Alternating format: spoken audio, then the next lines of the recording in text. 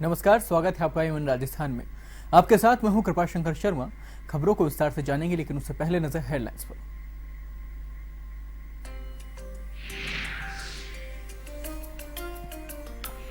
CM राजे ने जिला कलेक्टरों से किया आह्वान, कहा जनता की गाड़ी कमाई और जनहित में खर्च। 57 लाख पेंशनरों के खातों में पैसा ट्रांसफर किए दिए निर्देश, लोक कल्याणकारी योजनाओं पर हो प्रभावी अमल।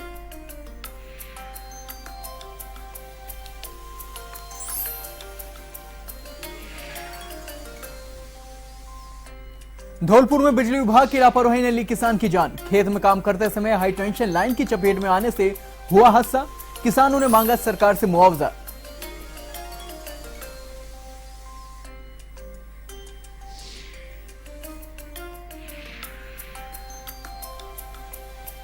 बाड़मेर के गिड़ा थाना इलाके में युवक का अपहरण कर मारपीट का मामला आया सामने। पीड़ित का आरोप, आरोपियों ने पानी मांगने पर पिलाया यूरिन। पुलिस कर रही है मामले की जांच।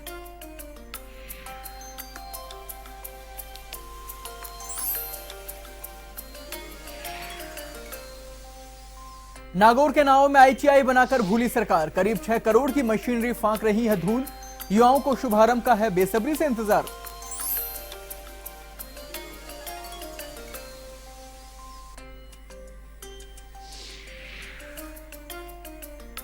हत्या के 3 आरोपियों को आजीवन कारावास की सजा। सीकर एडीजे कोर्ट ने सुनाई सजा।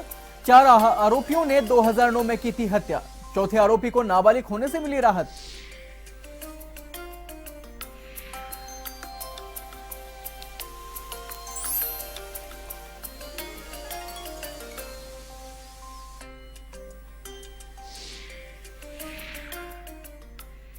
एवं राजस्थान में अब खबरें विस्तार से।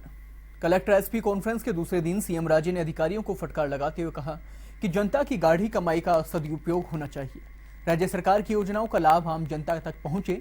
इसके साथ ही राजे ने कलेक्टर्स को आह्वान किया कि सरकार गरीबों, पिछड़ों, ग्रामीणों, किसानों, महिलाओं और युवाओं के साथ साथ समाज के सभी वर्गों के लिए कई योजनाएं चला रही है। इन योजनाओं पर बड़ी धनराशि भी खर्च की जा रही है। इसका लाभ पीड़ित वर्ग को मिल सके, इसके लिए कदम उठाने चाहिए। इसके साथ ही सीएम राजे ने आरयूआईडीपी के कामों को जल्द पूरा करने के भी निर्देश दिए हैं। इसके तहत किए जा रहे पेयजल, सीवरेज, ड्रेनेज, स्मार्ट सिटी एवं अमृत मिशन योजना पर निगाह रखने के भी निर्देश दिए गए हैं। राजे ने कहा कि शहरों को पॉलीथीन मुक्त एवं खुले में शौच मुक्त करने पर भी फोकस करने के निर्देश दिए गए हैं। राज्य ने कहा कि पीएम जन आवास और मुख्यमंत्री जन आवास योजना के लक्ष्यों को पूरा करने दिशा में भी जिला प्रशासन को प्रभावी कदम उठाने होंगे। इसके साथ ही जिला कलेक्टर को समाज कल्याण विभाग की ओर से संचालित छात्रावासों की नियमित जांच करने के आदेश भी जारी किए गए हैं। प्रस्तुतिकरण के दौरान बताया गया कि अब 3 जिलों में मुख्यमंत्री बीज स्वावलंबन योजना शुरू की जाएगी, जिससे किसानों को बीज मिल सकेगा। राज्य ने कहा कि जिला कलेक्टर ने यह सुनिश्चित करें कि 57 लाख पेंशनरों के खातों में सामाजिक सुरक्षा का पैसा सीधा ट्रांसफर हो, इसमें कोई कोताही नहीं हो। इस दौरान राज्य ने कई अधिकारियों को फटकार भी लगाई है।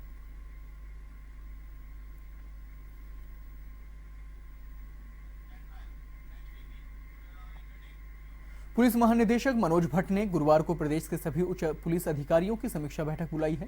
बैठक में प्रदेश भर से सभी तबके के अधिकारी मौजूद रहे। भट्ट ने बैठक में कानून व्यवस्था बनाए रखने के सहित अन्य कई निर्देश दिए हैं। वहीं अपराधों की रोकथाम तथा आमजन में विश्वास कायम करने की बात भी कही है। महानिदेशक ने निर्देश दिए कि हर पुलिस थाना प्रभारी थाने में आने वाले परिवादी का पूरा सहयोग करे तथा उसकी शिकायत को दर्ज भी करे। अधिकारी संगीन अपराधों की जांच स्वयं करे।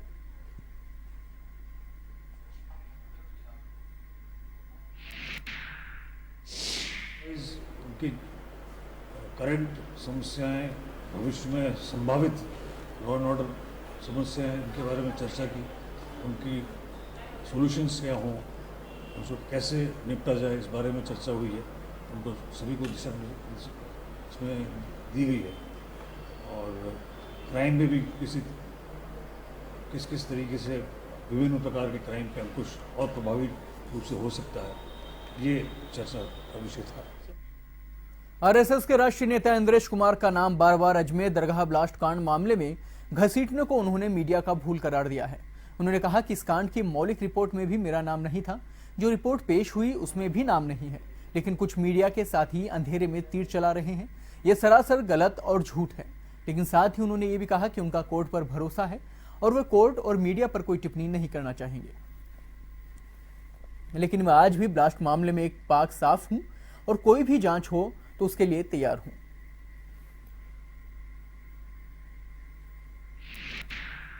इस पर से केस चल रहा है, उसमें मेरा नाम नहीं।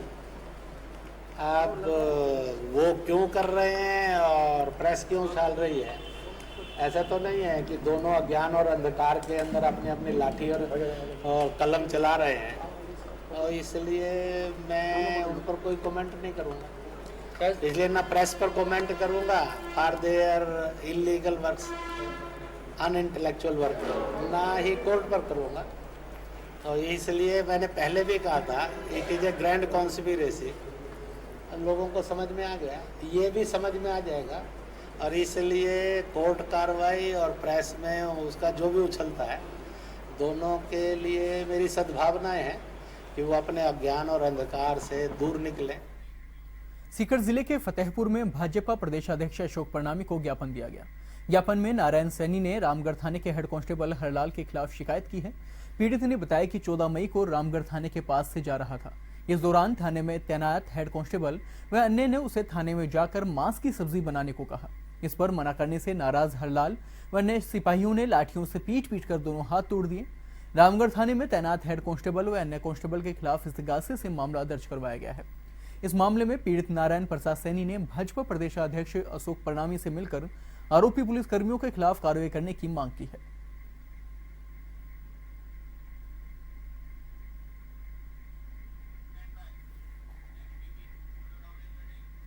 बाड़मेर जिले में अपराधियों के हौसले बुलंद होते जा रहे हैं।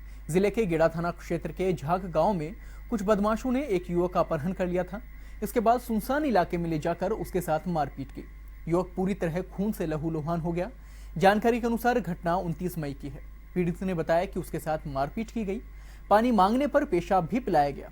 यही नहीं, उसे पेट से लटका कर मारा भी गया। उसके पैरों में पड़े फफोले उसके साथ हुई बर्बरता की कहानी अब भी बयां कर रहे हैं। पीठ पर पिटाई से पड़े घावों के कारण पूरी पीठ अब भी लहूलुहान है। पीड़ित धर्माराम के परिजनों ने मामला दर्ज करवाया है। पुलिस ने मामला दर्ज कर जांच शुरू कर दी है, लेकिन फिलहाल आरोपी फरार हैं।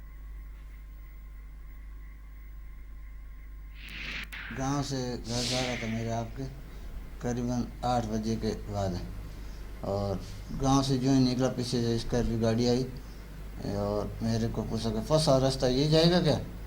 मैंने बोला हाँ। जो ही पीछे वाले दरवाजे से जो लोग आए, एक ने मेरा पैर पकड़ा, एक ने कमर पकड़ के गाड़ी की सीट नीचे डाल दिया। डालते मेरा मुंह बांध लिया रुमाल से, आंखें बंद कर दी। उसके बाद मेरे को पीटना शुरू कर दिया, पैर पूरे पीटते। उसके बाद करीबन 10 किलोमीटर वहाँ जाके और पिटे की, और वहाँ एक कोई डीपी और रूम था। उसके बाद 10 किलोमीटर और वहाँ से जगह छोड़ के वहीं भी सुनसान जगह लगे, वहाँ एक दूसरी गाड़ी और थी, और वहाँ कोई कैंपर गाड़ी जैसी आवाज़ लग रही थी।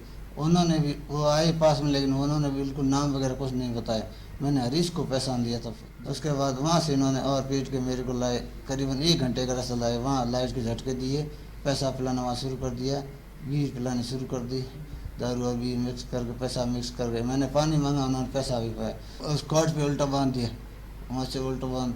इनके बाद में करीबन 1.5 घंटे का रास्ता और तय करने के बाद कहीं सुनसान जगह लगी, वहाँ खेजड़ी के उल्टा लटकाया। खेजड़ी में खड़ी पौधे के उल्टा लटकाए, मुंह और हाथ में खेजड़ी के चले टाके आमने सामने। धौलपुर जिले के बसेड़ी कस्बे में RS motor Mahindra 2 wheeler agency and service centre में अज्ञात कारणों से आग लग गई। आग से एजेंसी में रखी 3 बाइक सहित करीब 7 लाख रुपए का माल जल गया। एजेंसी मालिक रामवीर ने बताया कि आग से शोरूम में खड़ी 3 बाइक, कंप्यूटर और करीब 7 लाख रुपए का मोटर पार्ट्स का सामान जल गया है।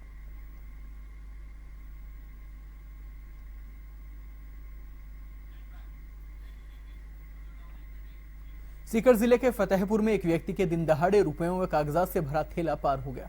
शहर के सिकरिया चौराहे पर भगासरा गांव के ताज मोहम्मद ने बैंक से रुपए निकालकर वापस लौट रहा था। उसी दौरान रास्ते में थैला गायब हो गया। थैले में 1,60,000 रुपए, बैंक की पासबुक, चेक बुक और कागजात शामिल थे। पीड़ित ने कोतवाली पुलिस को इसके बारे में सूचना दी, जिस पर पुलिस बड़ौदा बैंक के एटीएम और जैन मंदिर के सीसीटीवी खंगाल रही है। वहीं पीड़ित दिल्ली में नौकरी करता है।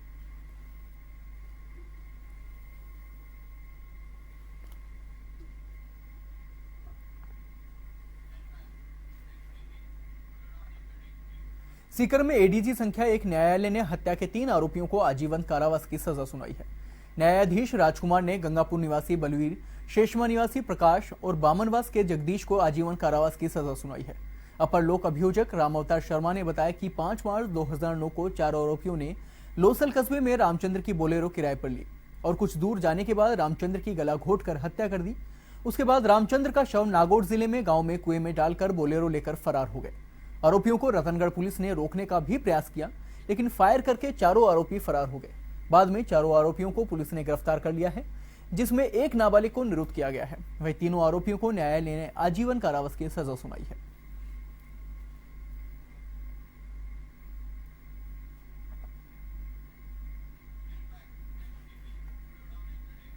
गंगानगर में जिला कोर्ट भवन की भूमि आवंटन को लेकर दायर जनहित याचिका पर सुनवाई हुई। राजस्थान हाईकोर्ट जस्टिस गोविंद माथुर की खंडपीठ ने राज्य सरकार को कोर्ट भवन के लिए जमीन आवंटन के लिए जल्द से जल्द कार्रवाई के आदेश दिए हैं। गंगानगर सुगर मिल्स की खाड़ी पड़ी जमीन को आवंटित कराने को लेकर पत्र लिखा गया था, लेकिन अभी तक जमीन आवंटित नहीं की गई है। इस पर हाईकोर्ट ने राज्य सरकार को निर्देश जारी किए हैं। इसके तहत जुलाई माह तक कार्रवाई कर रिपोर्ट पेश करने के आदेश दिए गए हैं।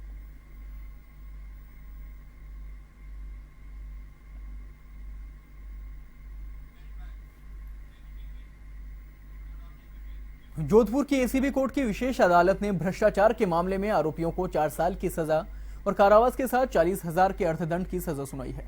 सरकारी अधिवक्ता एनके सांखला ने बताया कि रिवर्स ट्रैप के मामले में 2 आरोपियों को दोषी मानते हुए सजा सुनाई गई है। आरोपी रणवीर और प्रेमा राम को सजा सुनाई गई है। आपको बता दें कि करवड़ पुलिस थाना ने जब्त ट्रैक्टर को छुड़ाने के लिए दोनों आरोपियों ने तत्कालीन एडीसीपी कैलाश सिंह सांधू को 50,000 रुपए की रिश्वत की पेशकश की थी। वहीं एडीसीपी ने इसकी जानकारी एसीबी को दी। इस पर शिकायत का सत्यापन किया गया और एसीबी ने तत्काल कार्रवाई करते हुए दोनों आरोपियों को गिरफ्तार कर लिया था।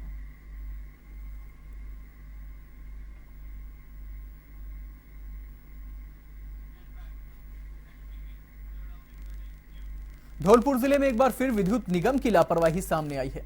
खेत को जोतते समय ट्रैक्टर के हाई टेंशन लाइन से छू जाने से किसान सतीश पुत्र घमंडी की मौत हो गई है। मामला कंचनपुर थाने इलाके के गामरी गांव का है, जहां 35 वर्षीय युवक ट्रैक्टर से खेत जोत रहा था, तभी ट्रैक्टर हाई टेंशन लाइन की चपेट में आ गया और युवक की मौके पर ही मौत हो गई।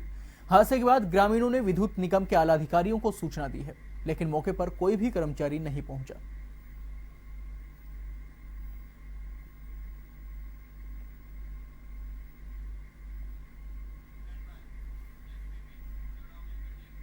भीलवाड़ा शहर में अपराधियों पर नजर रखने के लिए जनसहयोग रेलवे स्टेशन चौराहे पर सीसीटीवी कैमरे लगवाए गए हैं। ये कैमरे मानसिंह का धर्मशाला के सहयोग से लगाए गए हैं। इन सीसीटीवी के कैमरों के कारण अब पूरा चौराहा कैद हो जाएगा।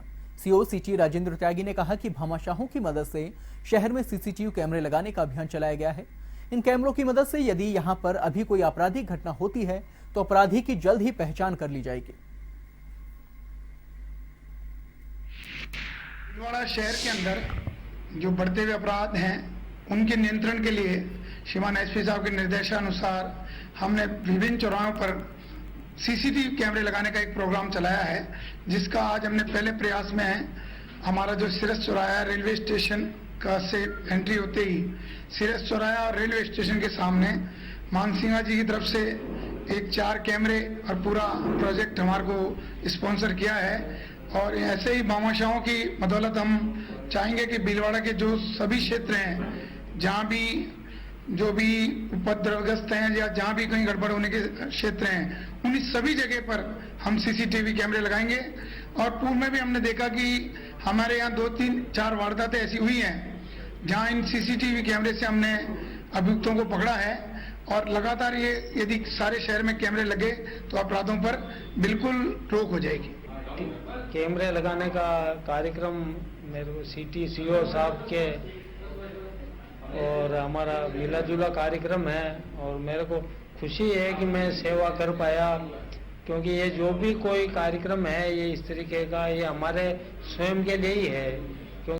इस वक्त की बड़ी खबर आई है बाड़मेर से। बाड़मेर में आईएसआई के 3 जासूस गिरफ्तार किए गए हैं। जासूस से पाक सिम कार्ड किए जब्त। आपको बता दें कि भारत से जुड़ी जानकारियां ये पाकिस्तान में पहुंचाते थे। इस वक्त की बड़ी खबर है, आईएसआई के जासूस गिरफ्तार हुए हैं। बाड़मेर से इनको पकड़ा गया है। आपको बता दें कि जासूसों के पास सिम कार्ड भी मिले हैं। ऐसा बताया जा रहा है कि ये जो जासूस पकड़े गए हैं ये सेना की जानकारी पाकिस्तान को भेजते थे। ये खुफिया जानकारियां पाकिस्तान को मुहैया करवाते थे। अभी की बड़ी इस वक्त की ये बड़ी खबर है, बाड़मेर में आईएसआई के 3 जासूस गिरफ्तार किए गए हैं। जासूसों के पास से पाक सिम कार्ड भी जब्त किए गए हैं। आपको बता दें कि ये जासूस भारत से जुड़ी हुई, सेना से जुड़ी हुई गुप्त जानकारियां पाकिस्तान को भेजते थे। इस वक्त की बड़ी खबर आ गई है।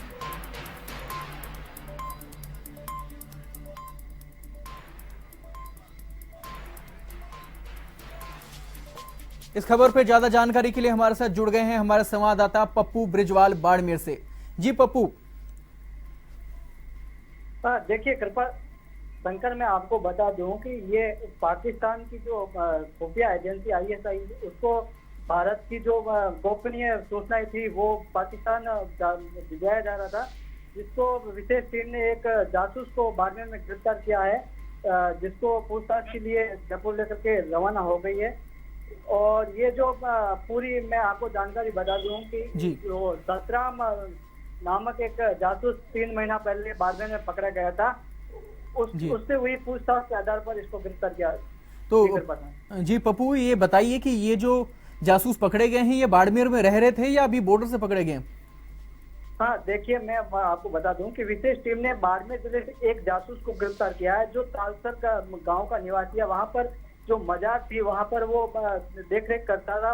जो चढ़ावे के पैसे आते थे उसको जो भारत विरोधी गतिविधियों में जो लिप्त जासूस थे उनको उपलब्ध करवाता। जी, मतलब कि रहने वाले तो ये भारत के ही हैं लेकिन जानकारियां पाकिस्तान को मुहैया करवा रहे थे पैसों की लालच में।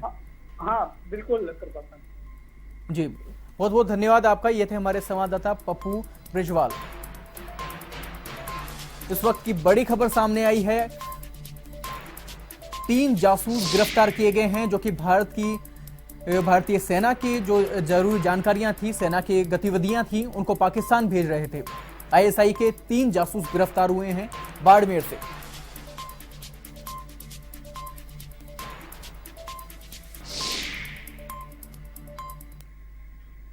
सीकर के फतेहपुर में विवादों में रहने वाले धानुका अस्पताल में मरीजों और डॉक्टर के बीच फिर विवाद हो गया। जेठवा के वास की प्रसूता के परिजनों का आरोप है कि वे जब सुमित्रा को लेकर अस्पताल पहुंचे तो डॉक्टर गोवर्धन सोकिया ने उन्हें निजी अस्पताल में बुला लिया, जहां बच्चे के जन्म के लिए रात 12 बजे का समय दिया गया और राजकीय अस्पताल में रुकने की बात कही, लेकिन डॉक्टर के इंतजार करते करते ही बच्चा मर गया, जिसके बाद गुस्साए परिजनों ने हंगामा कर दिया। वहीं मामला गर्माता देख सभी डॉक्टर इकट्ठे हो गए और प्रसूता के परिजनों पर डॉक्टर सोकिया से मारपीट का आरोप लगाने लगे हैं। वहीं हंगामा बढ़ता देख मौके पर पहुंची कोतवाली पुलिस ने समझाइश कर मामला शांत करवाया।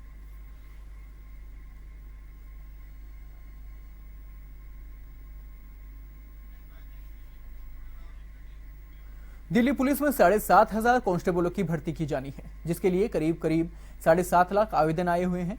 इनमें से 1.25 लाख आवेदन झुंझुनू, सीकर, चूरू, श्रीगंगानगर और हनुमानगढ़ के युवाओं के हैं, जिनके लिए रेस शुक्रवार से झुंझुनू में शुरू होगी। पहले फेज में चूरू और हनुमानगढ़ की युवतियों को बुलाया गया है, जिनकी दौड़ और अन्य फिजिकल टेस्ट 7 जून तक चलेंगे। पहले फेज के प्रभारियों दिल्ली पुलिस में एडीएसपी पंकज कुमार सिंह ने 5 दर्जन पुलिस अधिकारियों और पुलिसकर्मियों की टीम के साथ चुड़ैला स्थित जेजेटी यूनिवर्सिटी के खेल मैदान का जायजा लिया। पंकज कुमार सिंह ने बताया कि भर्ती सुबह 4 से 5 बजे शुरू कर दी जाएगी। पहले दौड़ होगी, उसके बाद युवतियों को 1600 मीटर की दौड़ 8 मिनट में पूरी करनी होगी। इसके बाद हाई जंप, लॉन्ग जंप व हाइट चेक की जाएगी। इसमें चयनित युवतियों को लिखित परीक्षा के लिए पात्र माना जाएगा। आपको बता दें कि इसके साथ ही फिजिकल टेस्ट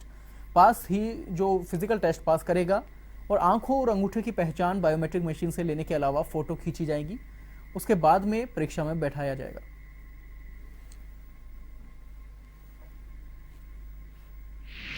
दिल्ली पुलिस की कांस्टेबल रैंक पे रिक्रूटमेंट में मेल एंड फीमेल उसकी हमारा फिजिकल टेस्ट है यहाँ पे, जो अभी फर्स्ट फेज में हम 2 जून से 23 जून तक करेंगे, जिसका आप जैसे देख रहे हैं हम लोग तैयारी कर रहे हैं और कल से शुरू होगा। जी, ये सेंटर जो हमने बनाया है ये आसपास झुंझुनू और उसके आसपास के जो ज़िले हैं 5 जिलों के लिए है। अभी फर्स्ट फेज़ में चूरू और हनुमानगढ़ ज़िले के कैंडिडेट्स बुलाए हैं। जो डिपार्टमेंट की वेबसाइट है उस पर भी है। इसमें जो क्वालिफाइंग है हमारी 1600 मीटर पहले रेस है और एलिमिनेशन राउंड्स हैं, 1600 मीटर रेस है, फिर हाइट, फिर लॉन्ग जंप है और हाई जंप है।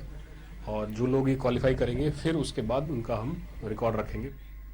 सवाई माधोपुर में एक ही दिन में 2 अलग अलग ट्रेनों के महिला कोच में लूट की वारदातें हुई हैं। पिस्टल की नोक पर वारदात को अंजाम दिया गया। पहली वारदात मुंबई सुपरफास्ट ट्रेन के महिला कोच से हुई है, जिसमें 2 अज्ञात युवकों ने पिस्टल की नोक पर महिलाओं के साथ लूटपाट की। आपको बता दें कि वारदात के समय ट्रेन सवाई माधोपुर जंक्शन से महज 500 मीटर की दूरी पर थी। जीआरपी थाने में दर्ज मामले के तहत चारों महिलाओं से करीब 50,000 की नकदी, मोबाइल और जेवरात लूटकर आरोपी फरार हो गए। पुलिस इस मामले की जांच कर ही रही थी कि कोटा से हनुमानगढ़ जाने वाली ट्रेन में फिर से प्रेम प्रकाश टाकीज के पास 2 युवकों ने महिला कोच को निशाना बनाया और पिस्टल दिखाकर महिलाओं से लूटपाट की।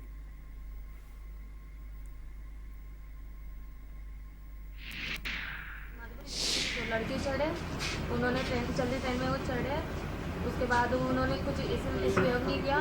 उन्होंने थोड़ी सी ट्रेन में पूरे राउंड काटा है। सभी महिलाओं को बोला कि क्या कहते हैं ना, इनमें से ये लड़की है, ये औरत है क्या। उसके बाद थोड़ी सी देर बाद उन्होंने एक छोटी हाइट का था और एक लंबा था।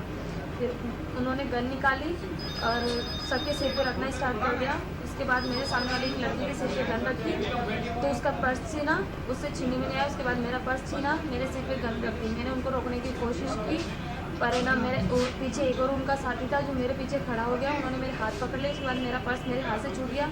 उन्होंने लात से मार के नीचे पटक दिया। उसके बाद चलती ट्रेन में पुलिस की वर्दी को शर्मसार करने का एक मामला बुधवार रात 11:30 बजे ब्रह्मपुरी थाने के करबला क्षेत्र में देखने को मिला, जहां पर एक ट्रैफिक हवलदार सुरेंद्र सिंह यादव नशे में धुत पुलिस की वर्दी का रोब झाड़ रहा था और आने जाने वालों से बदतमीजी कर रहा था। इतना ही नहीं, उसके नशे की हालत में बाइक को इतनी तेज रफ्तार में भगाया कि सामने से आ रही एक अन्य बाइक को टक्कर मार दी। गनीमत रही कि बाइक सवार को मामूली चोटें आईं, अन्यथा कोई बड़ा हादसा हो सकता था। और इतनी गलती करने के बाद भी पुलिस के 2 स्टार वर्दीधारी दुर्गा प्रसाद उनके बचाव में आए और कवरेज कर रहे मीडिया कर्मी को धमकाने लगे।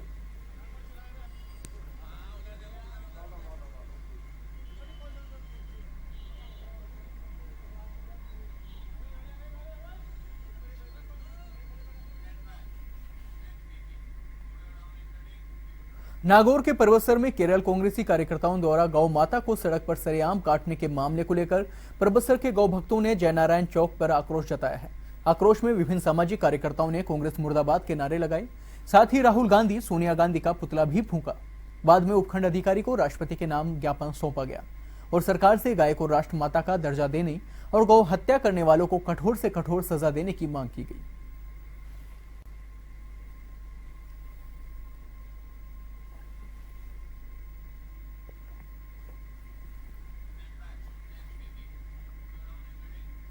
अजमेर जिले के ब्यावर शहर में सूचना जनसंपर्क कार्यालय की छत की पट्टियां टूटकर गिरने से ऑफिस में रखा सामान मलबे में दब गया। छत के गिरने से पंखा, दफ्तर की अलमारी सहित फर्नीचर और आवश्यक सामान पट्टियों के गिरने से नीचे दबकर नष्ट हो गए।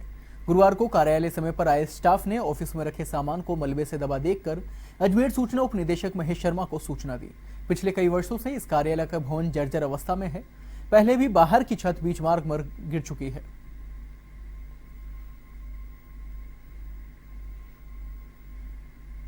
सीकर में नेशनल हाईवे पर रतनगढ़ रोड से सौदाबाड़ा तक बनने वाले गौरव पथ का विरोध बढ़ता जा रहा है। सौदाबाड़ा से गौरव पथ के लिए खाली जगह छोड़ने पर लोगों ने विरोध कर काम रुकवा दिया है। लोगों का आरोप है कि गौरव पथ नियमों से नहीं बन रहा, अपनी मनमानी से ठेकेदार बना रहे हैं। ऐसे में लोगों ने सही तरीके से गौरव पथ बनाने की मांग की है।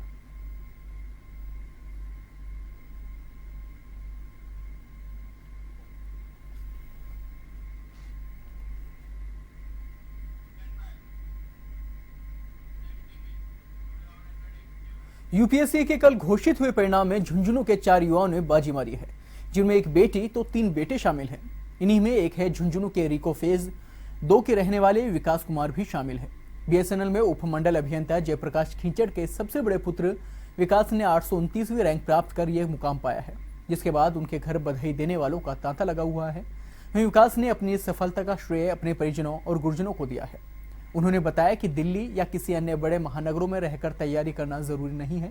यदि विश्वास और मेहनत है तो घर पर की गई तैयारियों से भी सफलता प्राप्त की जा सकती है। इसके अलावा नुआ शामपुरा निवासी अवनीत पुनिया ने 356वीं रैंक प्राप्त की है। आपको बता दें कि अवनीत किसान परिवार से है। उनके पिता सुदेश किसान तो माता कमला गृहिणी है।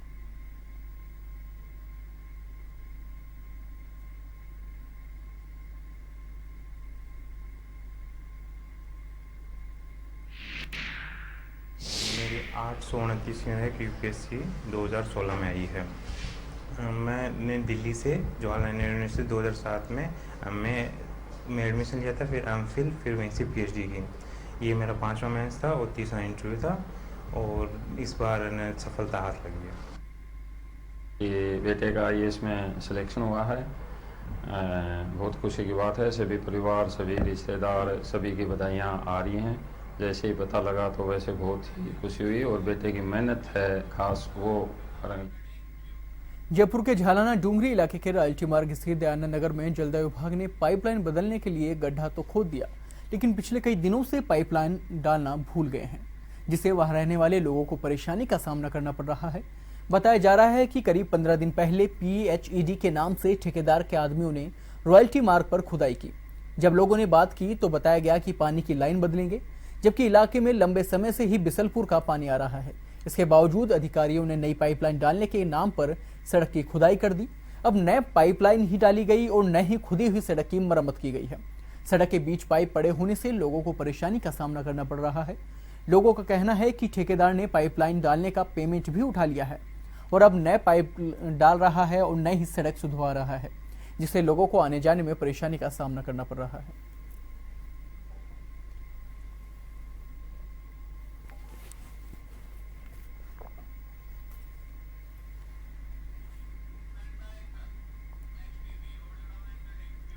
अलवर जिले के शाहजहांपुर कस्बे के MHD स्कूल में 12वीं कक्षा के कला विषय में तहसील टॉपर रवीना पुत्री कृष्ण कुमारी निवासी जलावास का सम्मान किया गया। आपको बता दें कि ग्राम सरपंच हरकेश धानक के मुख्य आतिथ्य में आयोजित कार्यक्रम की अध्यक्षता शिक्षाविद रामचरण शर्मा ने की। छात्रा रवीना ने कला विषय में 90% अंक प्राप्त कर नीमराना तहसील टॉप किया है। छात्रा का विद्यालय निदेशक मनराज सिंह व प्रिंसिपल अंशु गुलिया ने स्वागत किया।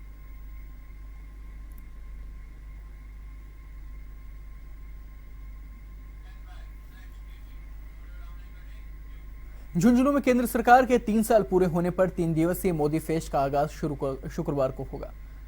आज आयोग अध्यक्ष सुंदरलाल इस फेस्ट का आगाज करेंगे, जिसकी अध्यक्षता भाजपा जिला अध्यक्ष राजीव सिंह शेखावत भी करेंगे।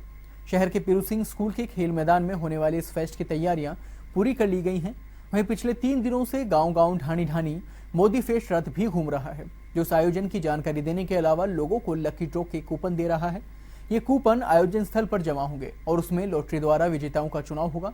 3 दिनों तक चलने वाले इस फेस्ट में कई तरह के आयोजन होंगे, जिसमें सरकार की योजनाओं और उपलब्धियों के बारे में बताने के अलावा सरकार को सुझाव लिखने और कलाकारों द्वारा मनोरंजन करने के कार्यक्रम भी शामिल हैं।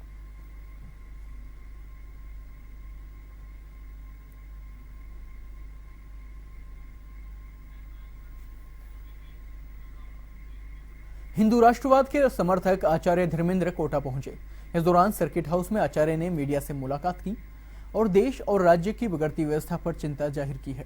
आचार्य धर्मेंद्र ने कहा कि हिंदुओं के इस देश में हिंदू हितों की बात करना कोई अपराध नहीं है और अगर कोई इसका विरोध करता है, इसको अपराध मानता है, तो उसको देश में रहने का हक नहीं है। साथ ही आचार्य ने उन सभी लोगों पर अपनी नाराजगी जाहिर की है जो अपने वादों और उम्मीदों पर खरा नहीं उतरे हैं। राज्य सरकार हिंगोनिया गौशाला के लिए करोड़ों रुपए का बजट देती है, उसके बाद भी गौशाला में गायें मर रही हैं। वहीं गौ रक्षा पर बोलते हुए आचार्य ने कहा कि गौ माता को राष्ट्रमाता घोषित कर देना चाहिए। वहीं आचार्य ने कहा कि जब तक दुनिया के नक्शे पर पाकिस्तान और बांग्लादेश है, तब तक स्थायी शांति किसी भी हाल में नहीं हो सकती।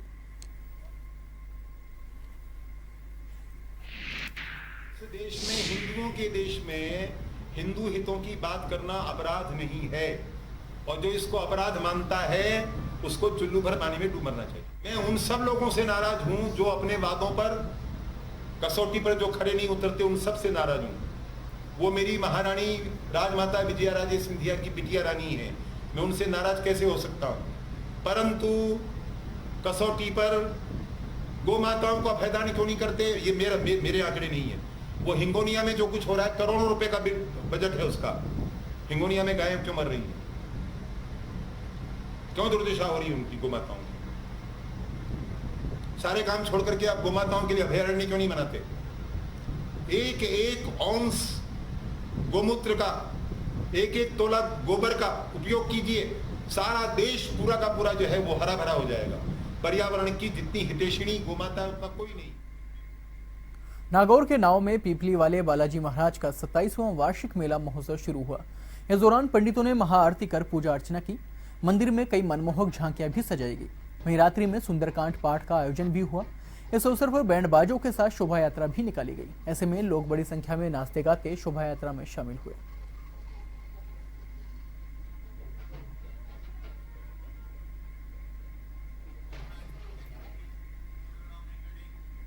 उदयपुर में गुरुवार दोपहर को तेज बारिश हुई है। पिछले कई दिनों से भारी गर्मी और उमस का आलम बना हुआ था और बारिश ने आम जन को अब गर्मी और उमस से राहत दिलाई है। दोपहर को तेज हवा के साथ बादल भी छाए रहे और फिर जमकर बारिश हुई। बारिश इतनी तेज थी कि 15 मिनट में ही कई सड़कों पर पानी भर गया। आपको बता दें कि दुपहिया वाहनधारी और पैदल राहगीर सड़कों पर पानी भर जाने से काफी परेशान रहे।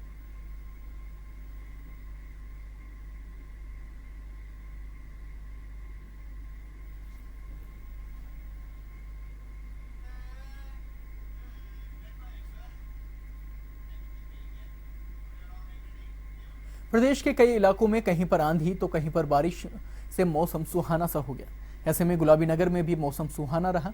दिन भर बादलों की लुकाछिपी चलती रही। कई बार तीखी धूप तो कई बार घने काले बादलों से लोगों को राहत मिली। मौसम विभाग की माने तो प्रदेश के उत्तर पूर्वी हिस्सों में स्थानीय मौसम से तंत्र सक्रिय हो चुका है। अगले 24 घंटे में शहर में धूल भरी हवा चलने के साथ छितराई बारिश का दौर बने रहने की संभावना है। मौसम विभाग के अनुसार बंगाल की खाड़ी से होकर बिहार की ओर कूच कर चुके मोरा तूफान का असर प्रदेश भर में रहेगा, जिसके चलते प्रदेश के कई हिस्सों में अगले 1-2 दिन अंधड़ व बारिश का दौर बने रहने की उम्मीद है। विभाग के अनुसार पूर्वोत्तर राज्यों में सक्रिय दक्षिण पश्चिम मानसून के साथ प्रदेश में बह रही पूर्वाई हवाओं के कारण अगले 1-2 दिन बादलों की आवाजाही बने रहने पर गर्मी के तेवर भी आंशिक रूप से कम रहने की उम्मीद है। लेकिन प्रदेश के दूसरे इलाकों में हुई बारिश के कारण गुलाबी नगर के तापमान में लगातार गिरावट दर्ज की जा रही है।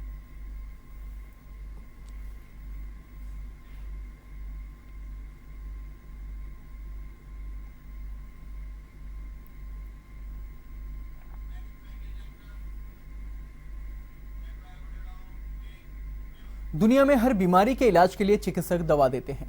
इंसान को अक्सर किसी मर्ज के इलाज के लिए दवा लेने की बात आपने सुनी होगी, या फिर हम ये कह सकते हैं कि दवा के नाम से कोई अछूता नहीं है। लेकिन आज हम आपको एक अनोखे लेकिन रोजमर्रा के जीवन में काम आने वाले सब्जियों से बने कैप्सूल की बात करेंगे। सुनने में अजीब लग रहा होगा, लेकिन इस पर किया गया परीक्षण सफल हो चुका है। सब्जियों से बने ये कैप्सूल अब बाजार में आने को तैयार हैं। इस पर आपको हम दिखाते हैं कोटा से योगेंद्र महावर की एक खास रिपोर्ट। कोटा कृषि विश्वविद्यालय का नया अनुसंधान, तैयार किए सब्जियों के कैप्सूल। कैप्सूलों में है ताजा सब्जियों जैसी ताकत। जल्द बाजार में दिखेंगे कैप्सूल। लंबे रिसर्च के बाद वैज्ञानिकों को मिली सफलता। 500 mg कैप्सूल की कीमत मात्र 1 से 2 रुपए। गाजर, लहसुन, किनोवा, सेंजने से तैयार की कैप्सूल।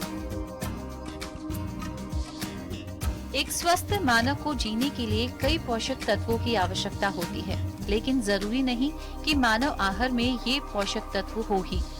ऐसे लोगों को पोषक तत्वों से भरपूर फल सब्जियों को खाने की सलाह दी जाती है। लेकिन अब आपको फल सब्जियों की जगह कैप्सूल खाने की सलाह दी जाए तो आप अचंभित ना हो, क्योंकि हमारे कृषि वैज्ञानिकों ने एक तहलका मचा देने वाला परीक्षण किया है। गहन अनुसंधान कर वैज्ञानिकों ने सब्जियों के कैप्सूल तैयार किए हैं।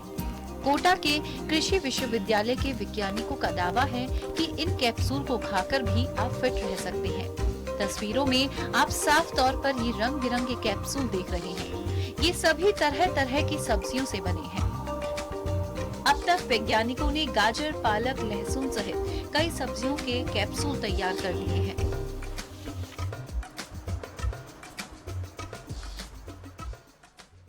इसका बहुत फ़ायदा होगा। अगर लोग इन कैप्सूल को अपनी डाइट में शामिल कर लेंगे तो बहुत सारे न्यूट्रिएंट्स उनको आसानी से मिल जाएंगे।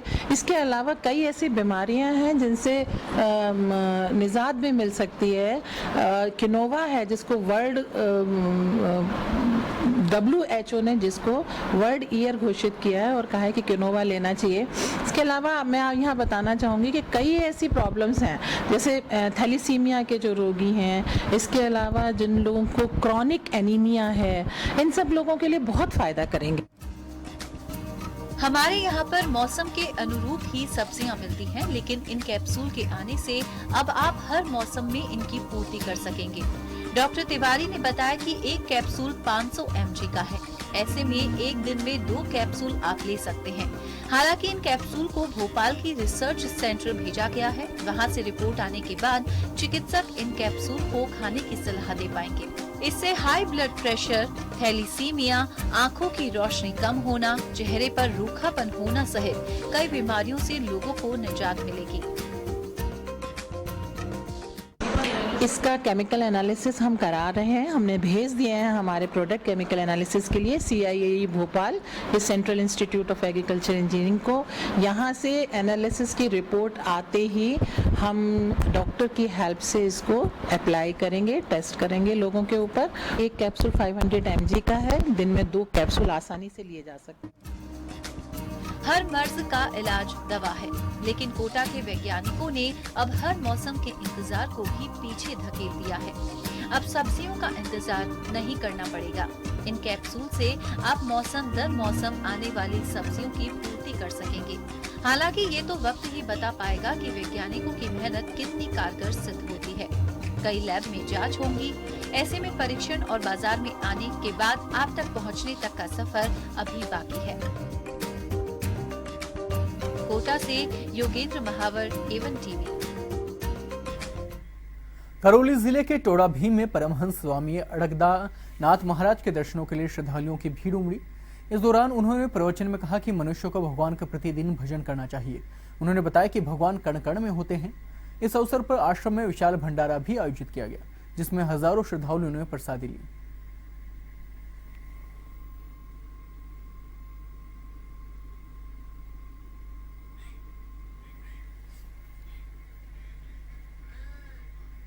झुंझुनू के शहीद भगत सिंह पार्क में पैरामिलिट्री फोर्स के एक्स सर्विसमैन की बैठक हुई, जिसमें कई मुद्दों पर चर्चा की गई। बैठक में चर्चा की गई कि अन्य सेना फोर्स की तरह पैरामिलिट्री फोर्स भी देश की सेवा में दिन रात काम करती है। बावजूद इसके सुविधाओं के नाम पर सौतेला व्यवहार हो रहा है। जिलाध्यक्ष JR चौबदार ने कहा कि सौतेले व्यवहार को लेकर कई बार मांग की जा चुकी है, वहीं आंदोलन भी किया जा चुका है, लेकिन सरकार हर बार आश्वासन देती और करती कुछ नहीं है। ऐसे में 15 अगस्त तक सरकार का इंतजार किया जाएगा। इसके बाद भी यदि ये भेदभाव दूर नहीं किया गया तो पूरे देश के पैरामिलिट्री एक्स सर्विसमैन सड़क पर उतरेंगे।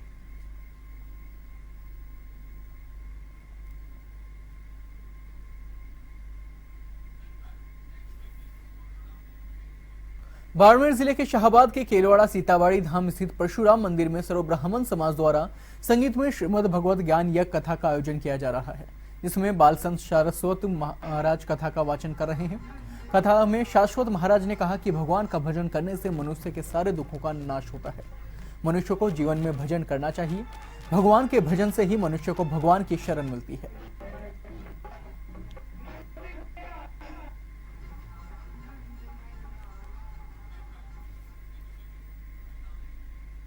डूंगरपुर की ग्राम पंचायत कोलखंडा के जोगीवाड़ा बांध की रिंगवाल की मरम्मत कार्य में व्यवधान करने वाले लोगों के खिलाफ कार्रवाई को लेकर ग्रामीणों ने अतिरिक्त कलेक्टर को ज्ञापन सौंपा है।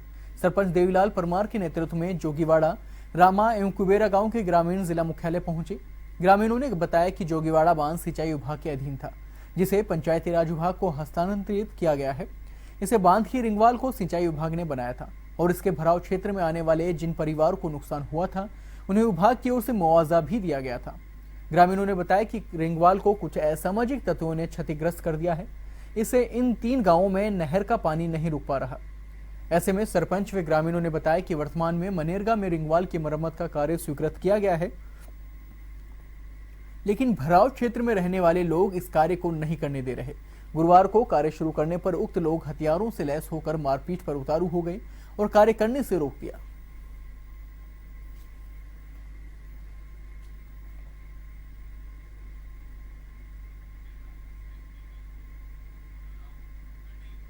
नागौर जिले के नाव में 1.5 वर्ष पहले बनकर तैयार हुई ITI अभी तक शुरू नहीं हो पाई है। राज्य सरकार ने करीब 35 बीघा भूमि पर 5,81,00,000 रुपए की लागत से सरकारी ITI का निर्माण किया था। 13 दिसंबर 2016 को राज्य की मुख्यमंत्री वसुंधरा राजे ने इसका उद्घाटन भी कर दिया। वहीं लाखों रुपए की लागत की मशीनें भी लगा दी गई, जो पड़ी पड़ी अब धूल फांकती नजर आ रही हैं। करोड़ों रुपए की लागत से बनी ITI की बिल्डिंग में जगह जगह दरारें आ चुकी हैं, रंग रोगन उतर चुका है और खिड़कियों के शीशे भी टूट गए हैं। वहीं स्थानीय लोगों ने राज्य सरकार से इसे शुरू कराने की मांग की है।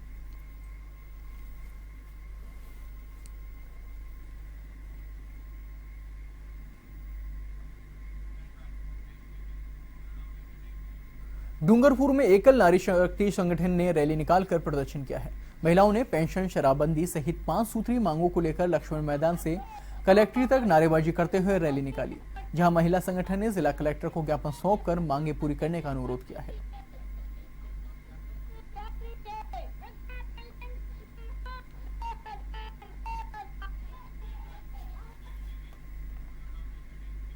सीकर जिले के श्री माधोपुर के ग्राम खेड़ी में एक नाबालिग लड़की को बहला फुसला कर भगा ले जाने का मामला तूल पकड़ता नजर आ रहा है।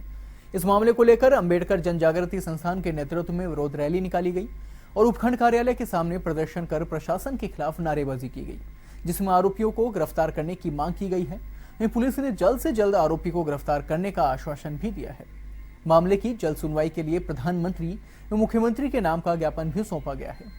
जानकारी के अनुसार ग्राम खेड़ी निवासी नाबालिग लड़की को ग्राम जाजोद निवासी बाबूलाल मारी भगा कर ले गया था।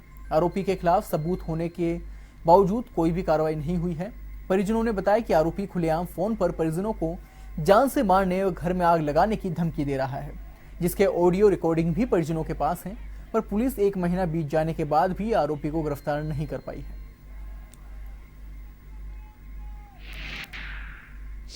से एक नाबालिग बच्ची का एक लड़के के साथ अपहरण का मुकदमा दर्ज हुआ है। इस संदर्भ में एक लड़की व भगवैया व आरोपी की तलाश की जा रही है। इसके लिए एक टीम हमने गुजरात अभी 10-15 रोज पहले भेजी थी, लेकिन वहाँ बताई हुई लोकेशन पे ट्रेस नहीं हो पाए और लड़की नहीं मिली। शीघ्र ही अब दूसरी टीम का गठन किया जा रहा है। लोकेशन, मोबाइल डिटेल वगैरह निकलवा कर जल्दी से जल्दी शीघ्र दस्तियाब करके लड़की को आरोपी गिरफ्तार कर अग्रिम का। टोंक में बच्चों के लिए निःशुल्क ललित कला शिक्षा की 3 दिवसीय कार्यशाला का शुभारंभ अजीज प्रेमजी फाउंडेशन हाल में हुआ है। इसमें निःशुल्क कला शिक्षा का ज्ञान देने के लिए प्रदेश से आए कलाकारों ने 8 वर्ष से 20 वर्ष तक बालक बालिकाओं को fine art, Chowk art, making new would आदि कलाओं की जानकारी दी। जयपुर से आए अजीत कुमार ने अपने अपने फायर आर्ट कला को भी बच्चों को सिखाया है। इसी तरह वृंदा हल्दिया, पारुल जोशी, नवल सिंह ने अपनी आर्ट के डेमो से बच्चों को आर्ट की जानकारी दी।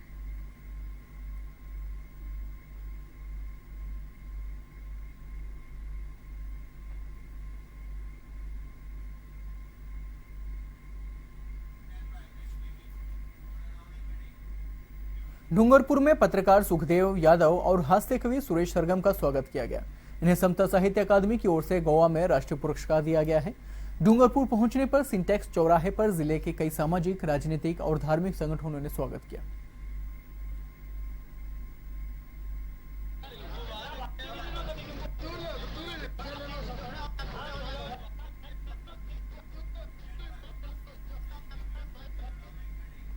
दौसा के महुआ क्षेत्र की पाली गांव में संत अड़गंडानंद द्वारा भक्तों को मधुरवाणी में प्रवचन सुनाए जा रहे हैं। कार्यक्रम का आयोजन कस्बे में स्वामी अड़गंडानंद आश्रम में किया जा रहा है। इस दौरान भक्तों ने स्वामी जी का पुष्प वर्षा कर जोरदार स्वागत किया। वहीं कार्यक्रम के अंत में पंगत प्रसादी का वितरण भी किया गया।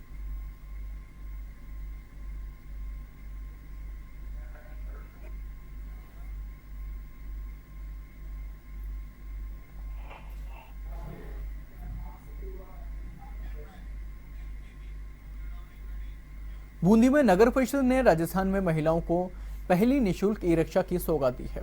विधायक व सभापति ने हरी झंडी दिखाकर ई-रिक्शा को रवाना किया। अब शहर की महिलाएं निःशुल्क यात्रा कर सकेंगी। वहीं बूंदी सभापति ने नवाचार करते हुए प्रदेश में पहली बार स्वायत्त शासन विभाग द्वारा महिलाओं के लिए निःशुल्क ई-रिक्शा की शुरुआत की है। विधायक अशोक डोगरा व नगर परिषद सभापति महावीर मोदी ने जिला अस्पताल में हरी झंडी दिखाकर ई-रिक्शा को रवाना किया। विधायक डोगरा ने बताया कि इन ई-रिक्शों से शहर की महिलाएं निःशुल्क यात्रा कर सकेंगी। तीनों रिक्शों को शहर के अलग अलग स्थानों पर खड़ा किया जाएगा।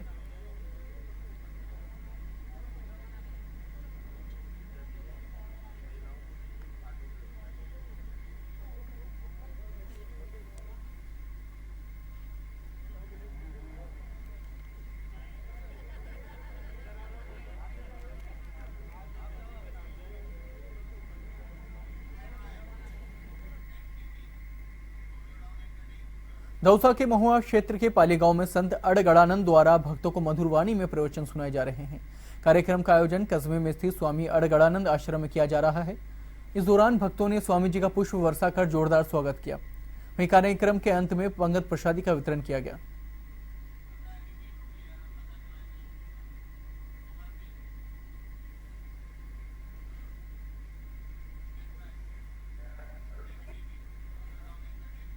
सीकर के श्री माधोपुर कस्बे के वार्ड नंबर 13 में कई दिनों से पानी की समस्या चल रही है। ऐसे में गुरुवार को महिलाएं उपखंड कार्यालय पहुंची, जहां उपखंड अधिकारी से पेयजल व्यवस्था सुचारू करने की मांग की गई है। वहीं महिलाओं ने इस दौरान अधिकारी को ज्ञापन भी सौंपा है। वार्ड की महिलाओं ने बताया कि भीषण गर्मियों में लगातार पानी की किल्लत का सामना है वो करना पड़ रहा है। पानी की किल्लत की वजह से लोगों को परेशानी का सामना करना पड़ रहा है।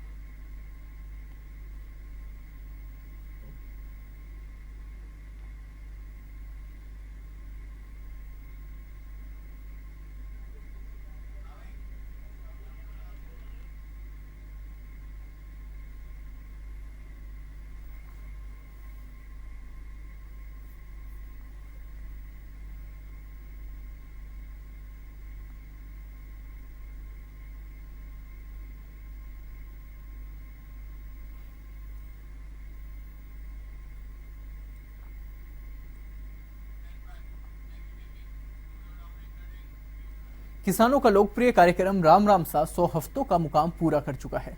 अब इस कार्यक्रम में प्रदेश के किसान फोन पर विशेषज्ञों से अपनी समस्याएं, तकनीकी, फसल आदि सभी विषयों पर सीधा संवाद कर सकेंगे।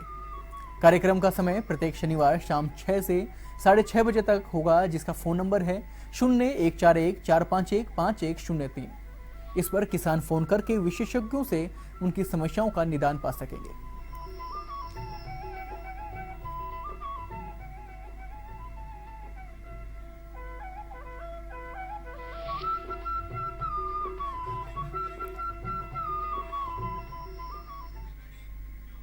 फिलहाल खबरों में इतना ही। देश और दुनिया की बाकी खबरों के लिए देखते रहिए वन टीवी। नमस्कार।